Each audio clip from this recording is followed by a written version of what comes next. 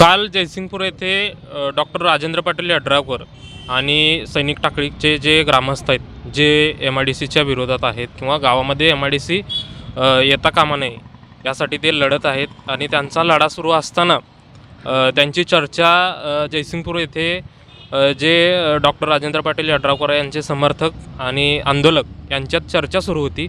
पण चर्चा झाल्यानंतर तिथं मारहाण झाल्याची घटना घडली. जे आंदोलक आहेत त्या आंदोलकांना डॉक्टर राजेंद्र पाटील यड्रावकर यांच्या समर्थकांकडून मारहाण झाल्याची घटना घडली आणि ते आंदोलक आता आपल्यासोबत आहेत. त्यांच्याशी आपण चर्चा करू नेमकं तिथं घडलं काय आणि त्यांच्या प्रमुख मागण्या काय आहेत आणि त्यांचा पुढचा मार्ग काय असेल. मी दीपक पाटील 2023पासून MIDCचं आमदारांनी ज्यावेळी मंजूर केली तेव्हापासून आम्ही विरोध करतो आहे. आमच्या ग्रामपंचायतीनं सुद्धा विरोधाचा ठराव देऊन त्यावेळी सगळ्या डिपार्टमेंटला पत्रव्यवहार केला. औद्योगिक महामंडळ असेल, स्वतः आमदारसाहेब असतील, उद्योगमंत्री असतील, यांना सगळ्यांना पत्रव्यवहार केलेला असताना अशी प्रक्रिया त्या ठिकाणी मी स्टॉप केलो म्हणून त्यांचं 2023चं वक्तव्यसुद्धा आहे.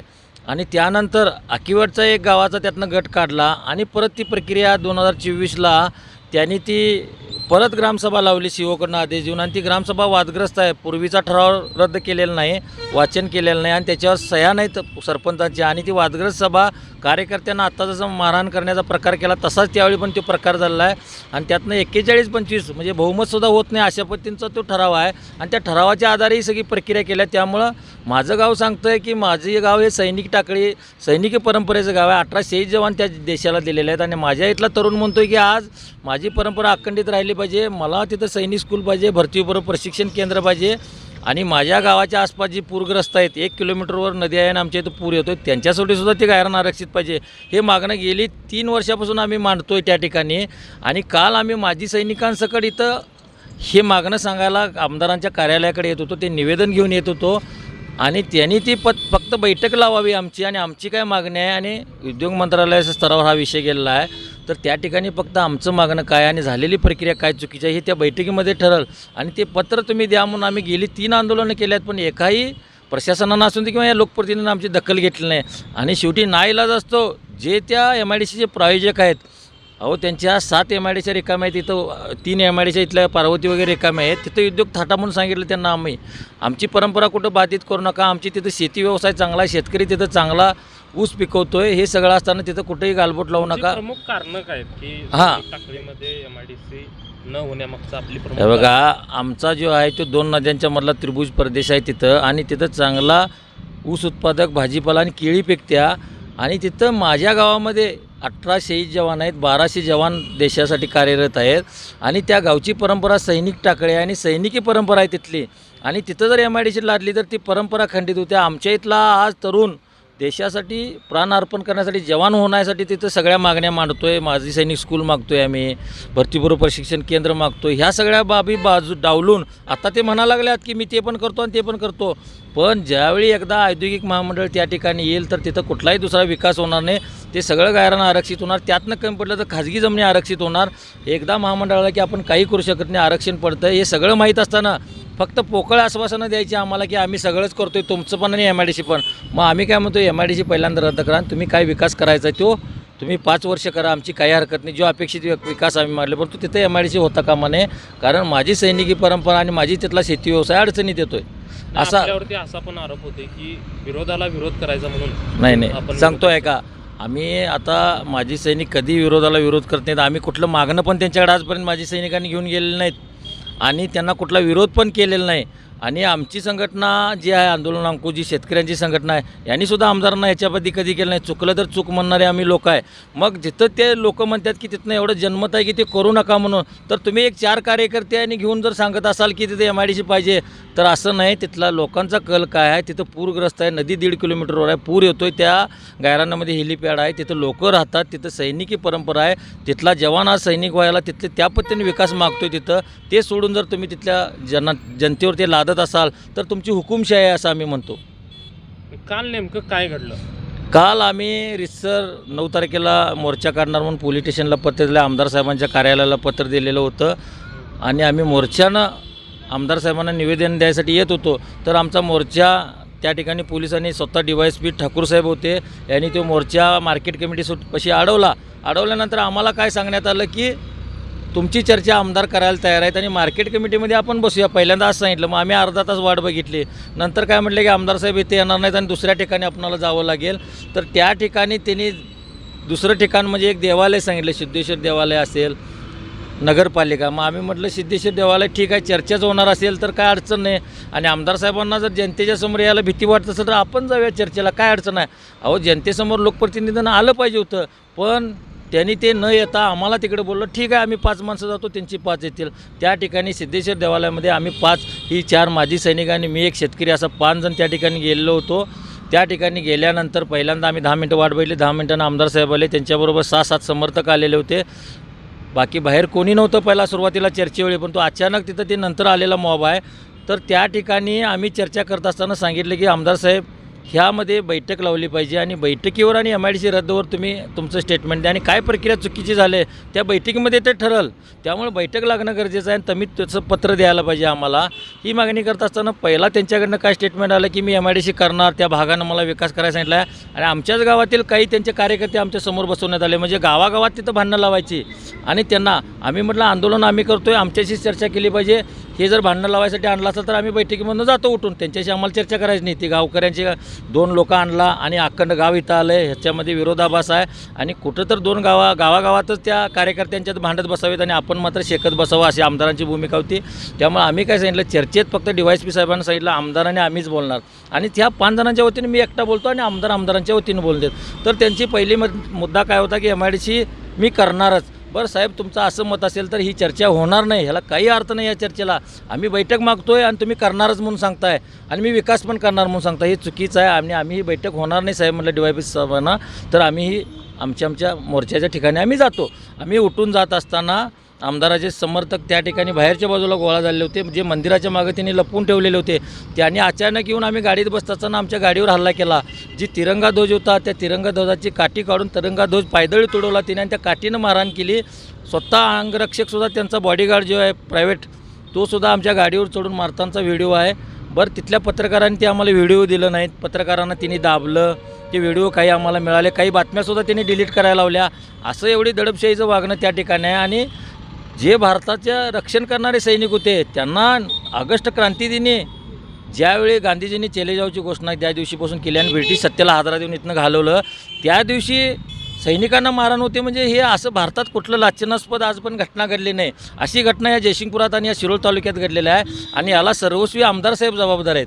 त्यांनी ते चितावणी देऊन त्यांना हल्ला करायला लावला त्या ठिकाणी बाहेर येत असताना. आणि त्यांचं वक्तव्यसुद्धा असं वाईट होतं, ते डिलीट केलेलं आहे आणि ते दिसत नाही कुठं, आम्हाला गावात पण नाही, एवढं वाईट वक्तव्य होतं ते. आणि हे व्हिडिओ सगळे डिलीट मारलेले आहेत. आणि वार्ताहरांनासुद्धा बळजबरी केलेलं आहे. एका पत्रकारानं मला सांगितलं की मला बोलवून घेऊन ती बातमी माझ्या मोबाईल काढून घेऊन डिलीट केलेलं आहे. त्याचं आता नाव सांगत नाही त्या वार्ताहराचं. म्हणजे एवढी हुकुमशाही या शिरोळ तालुक्यात चाललेलं आहे. सैनिकांचा आवाज दाबला जातो आहे, जनतेचा आवाज दाबला जातो आहे आणि स्वतःच्या फायद्यासाठी कुठली तर जमीन हडपायची आणि तिथं उद्योगाच्या नावाखाली त्या जमिनी घ्यायच्या, एवढंच या आमदारांचं कारस्थान आहे.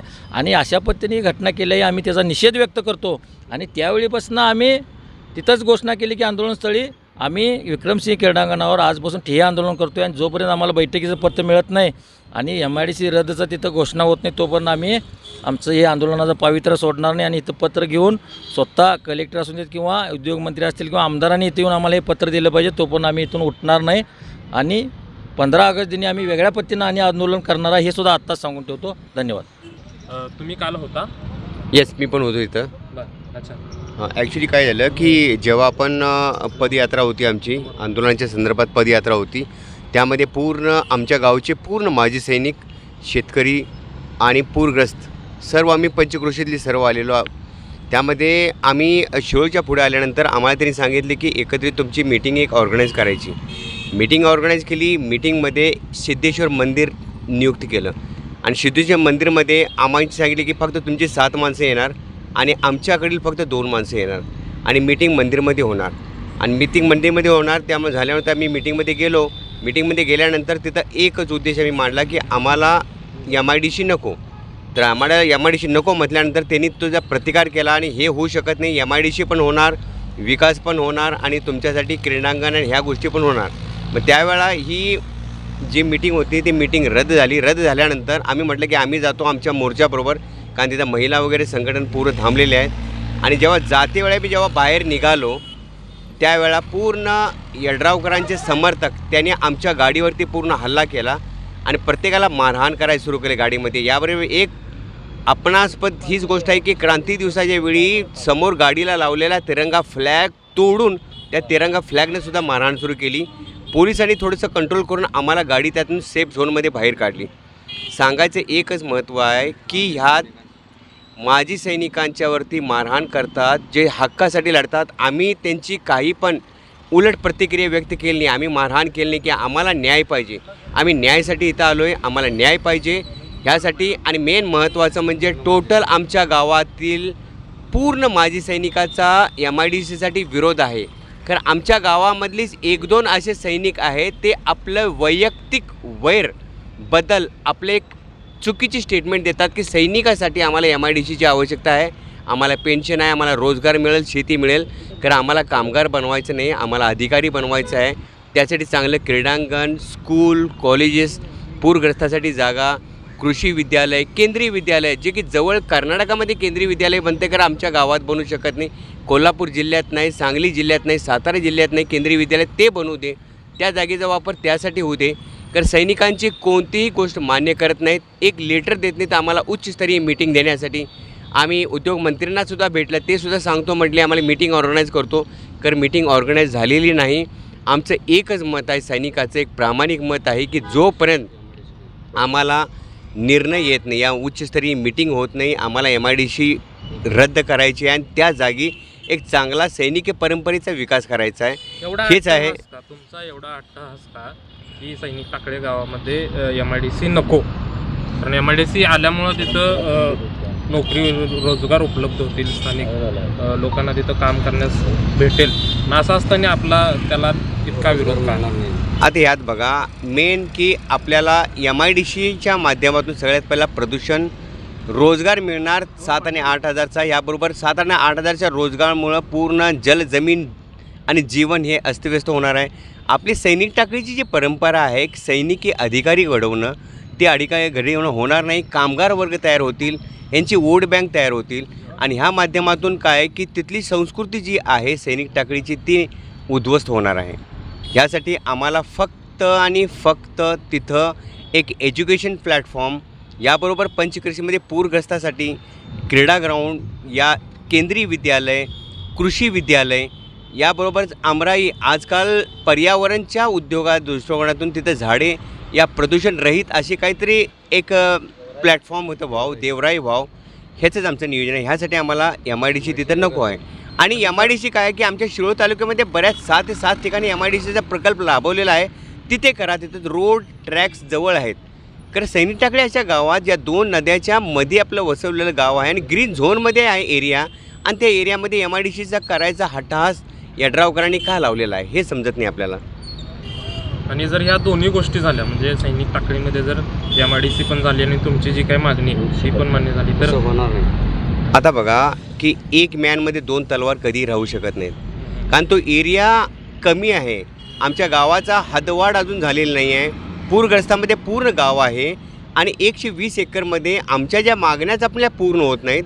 त्यामुळे MIDC आणून जिथे विकास आणि एज्युकेशन हे दोन्ही प्लॅटफॉर्म एका जागी राहू शकत नाहीत. यासाठी तिथे फक्त आपला सैनिकांच्या ज्या मागण्या आहेत त्या मागण्या पूर्ण कराव्यात. सैनिक आवास योजना 20 वर्षापासून खंडित राहिलेली आहे, त्याच्यावरती त्याला सुरुवात करावं आणि ह्या गोष्टी मान्य कराव्यात आणि MIDC रद्द करावं, हीच माझी एक मागणी आहे. ह्या आंदोलनाच्या जी आंदोलक आहेत त्यांच्या या भावना होत्या, कोणत्याही परिस्थितीत सैनिक टाकळी या गावांमध्ये आम्ही MIDC करू देणार नाही, हा त्यांचा प्रखर विरोध आहे. आणि डॉक्टर राजेंद्र पाटील यड्रावकर यांच्याकडून आता काय स्पष्टीकरण येते हे पाहणं गरजेचं ठरेल. तोपर्यंत पाहत रहा K-News मराठी. सुशील कांबळे, जयसिंगपूर. घराचं स्वप्न, सुरक्षित भविष्यासाठीची गुंतवणूक आणि प्लॉट घ्यायचा विचार आला की मग नाव फक्त एकच, आविष्कार. कोल्हापूरकरांच्या विश्वासाचं हक्काचं ठिकाण म्हणजे आविष्कार इन्फ्रा.